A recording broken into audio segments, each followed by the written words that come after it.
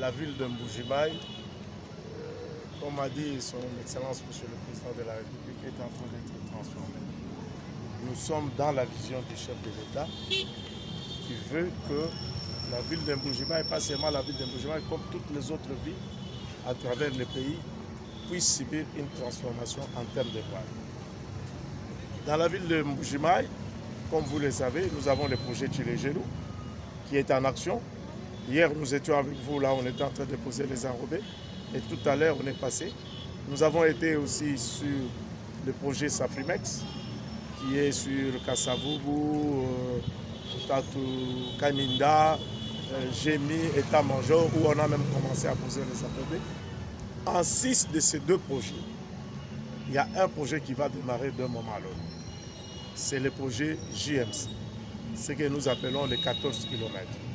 Qui va venir en 6 de 25, de 35, ça nous fait 60, plus les 14, ça nous fait 74 km que Mbuji-Mayi, la ville de Mbuji-Mayi va avoir.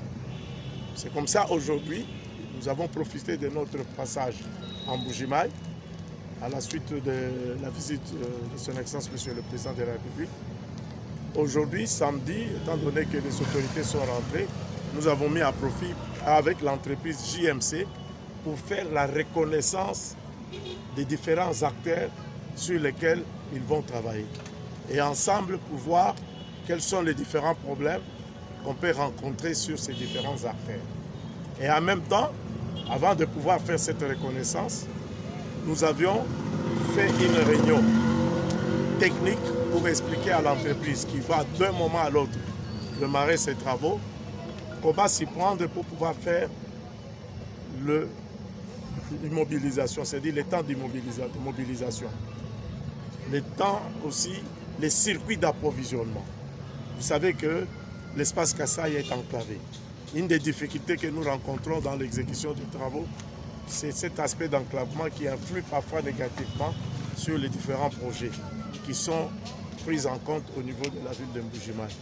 Donc vous comprenez, c'est là où nous avons tenu la réunion technique avec eux pour que ce temps, avant qu'ils puissent démarrer les travaux, qu'ils étudient les circuits d'approvisionnement, l'amener du matériel, là où ils vont s'approvisionner en intrants nécessaires qui doit entrer en ligne de compte dans l'exécution des travaux.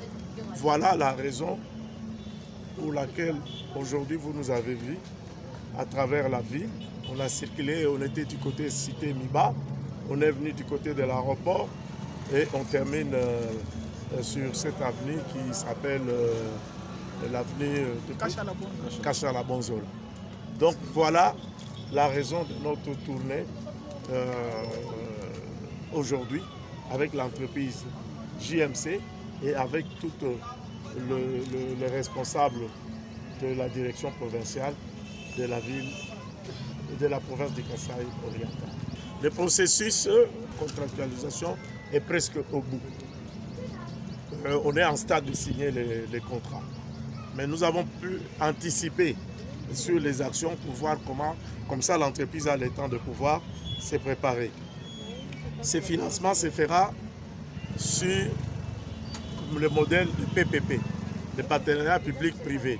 L'entreprise JMC est allée chercher sa ligne de crédit auprès d'Equity, avec qui on a discuté, et nous, la partie gouvernementale, sur instruction de son Excellence Monsieur le Ministre d'État, nous avons mis en place un mécanisme de remboursement avec le ministère des Finances qui va nous soutenir dans le cadre de la garantie de remboursement, c'est-à-dire les trésors publics, si je peux m'exprimer ainsi.